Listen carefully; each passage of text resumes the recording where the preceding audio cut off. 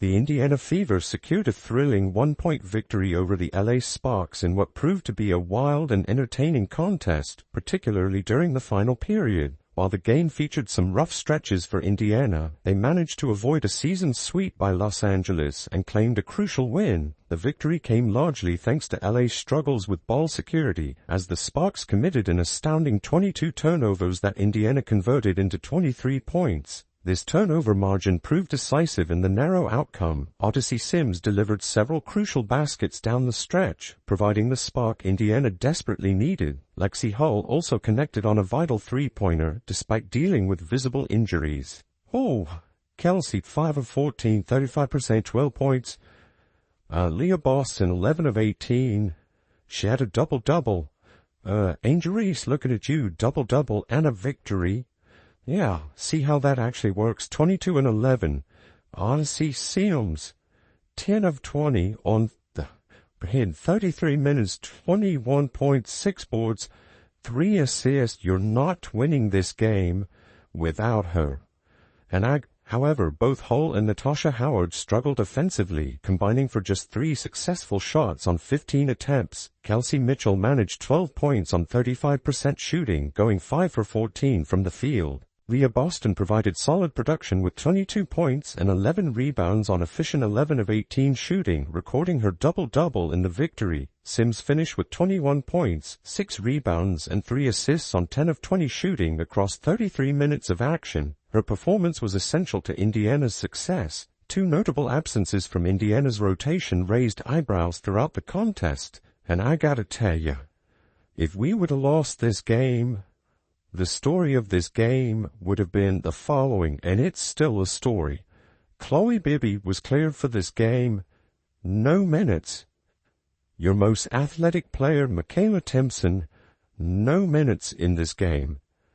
At all. I posted online, Chloe Bibby, Michaela Timpson must be in a witness protection program. Chloe Bibby, who had been cleared to play, received 0 minutes despite being available. Similarly, Michaela Timpson, considered one of the team's most athletic players, never entered the game. These roster decisions became a major talking point given the close nature of the contest. Caitlin Clark's presence courtside drew massive fan support, with Fever supporters seemingly outnumbering Sparks fans at times. The atmosphere resembled a home game for Indiana, with Clark's jersey visible throughout the arena. Fortunately for Indiana, a crucial LA mistake in the final seconds helped preserve their narrow lead. The victory keeps Indiana in 6th place in the playoff race, though they remain 9.5 games behind Minnesota. LA dropped to 12.5 games back but continues fighting for postseason positioning. Despite their record, the Sparks demonstrated considerable talent and potential throughout the game. Their injury-plagued season has prevented them from reaching their ceiling, but the underlying skill remains evident. Hit a massive 3.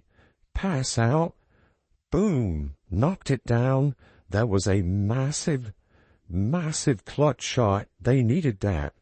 This was Sims. Right here, 56 seconds left. Let's check it out. The lead back up to 3. She hits his big 3. Big 3. That tied the game up right there. There's Caitlin Clark. Yep.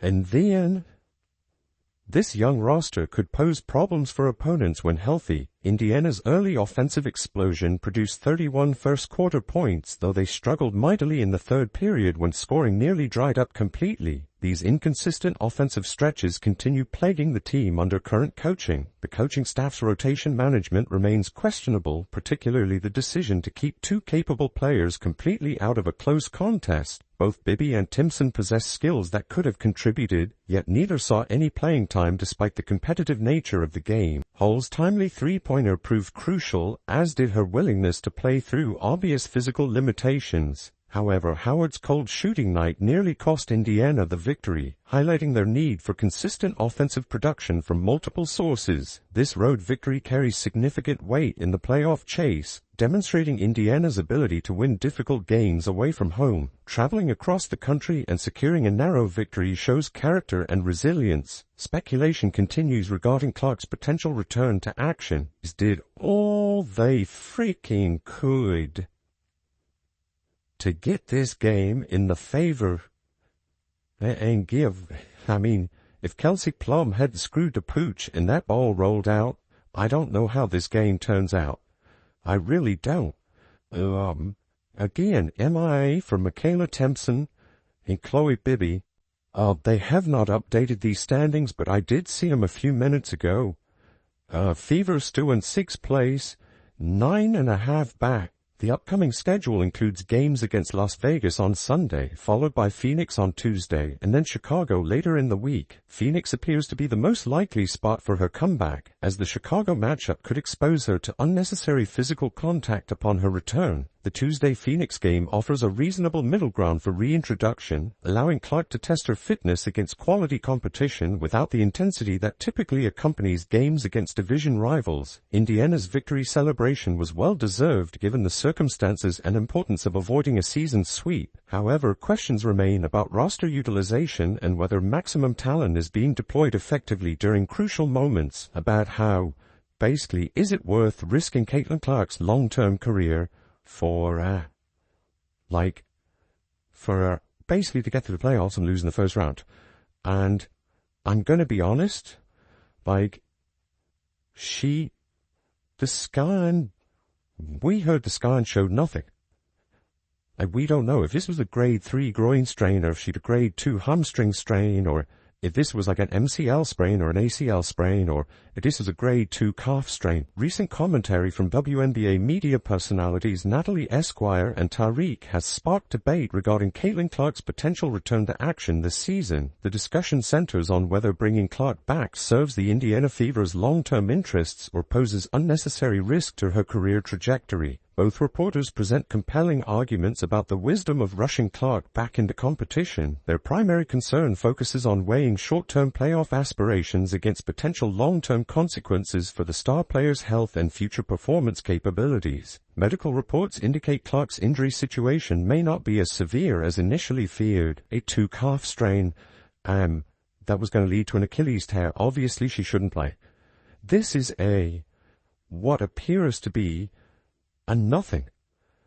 This appears to be a situation where she has a bone bruise, which you can play through a bone bruise. A lot of times it's going to hurt. It's not going to make it, and most of the time it's not going to make it that much worse. 3 weeks ago, and she has a groin strain that was seen as so minor based on its first scan that the imaging results showed minimal structural damage, with the primary issues appearing to be a bone bruise and minor groin strain. The initial assessment was so optimistic that team officials considered having Clark play on the same evening her injury occurred, suggesting the severity was relatively minor. The bone bruise, while painful, typically doesn't prevent athletes from competing and rarely worsens. The debate extends beyond pure medical considerations into strategic team planning. Critics argue that risking Clark's health for a likely first-round playoff exit lacks sound judgment. However, supporters contend that if Clark is medically cleared, her participation could significantly elevate the team's championship prospects.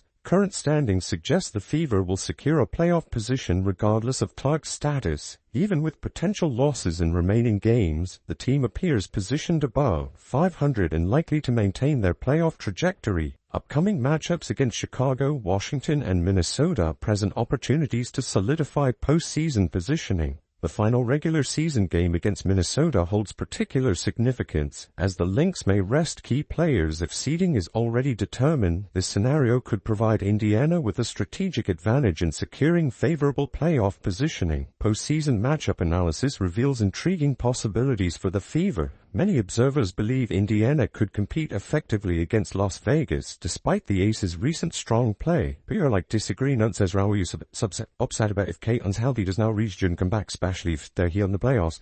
And they say she had a knee bruise, it was on her foot. We know when it's a bone bruise, knee, ankle, we all know it's something. We all know, it doesn't really make that much of a difference if slightly wrong. If they're slightly wrong with that, because the reality is, if we're not talking from a fan perspective, these are clearly not Indiana Fever fans. They are just taking their fan hat off. They're going into, sports.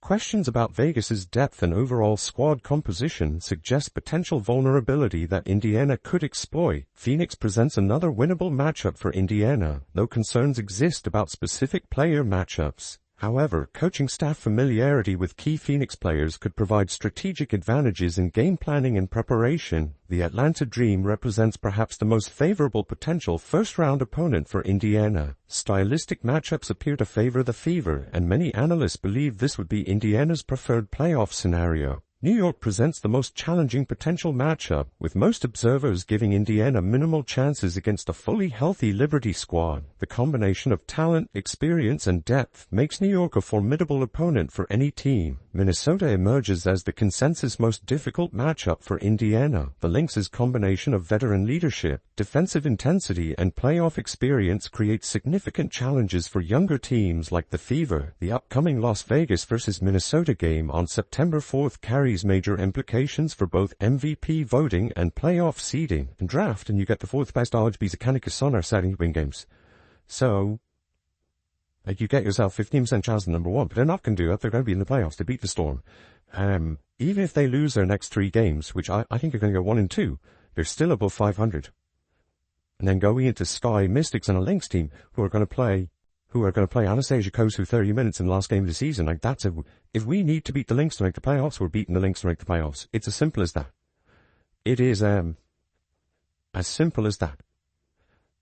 The outcome could significantly impact how the postseason bracket develops and which teams Indiana might face in early rounds. Despite various matchup concerns, many believe Clark's return would transform Indiana from playoff participant to legitimate championship contender. Her presence fundamentally alters team dynamics and creates offensive capabilities that make the Fever dangerous against any opponent. The risk-reward calculation becomes clearer when considering Indiana's playoff positioning is likely secure. Rather than debating whether to make the playoffs, the question becomes whether to compete for a championship or settle for a participation trophy. Clark's return would generate significant excitement and momentum heading into the postseason regardless of ultimate results. Her presence alone elevates both team confidence and fan engagement, creating intangible benefits beyond pure basketball considerations. Strategic tanking discussions have emerged, given the quality of the upcoming draft class. However, with Connecticut's recent winning streak, Indiana's draft positioning wouldn't improve dramatically enough to justify abandoning playoff aspirations. Current roster construction suggests Indiana has enough talent to compete with most teams.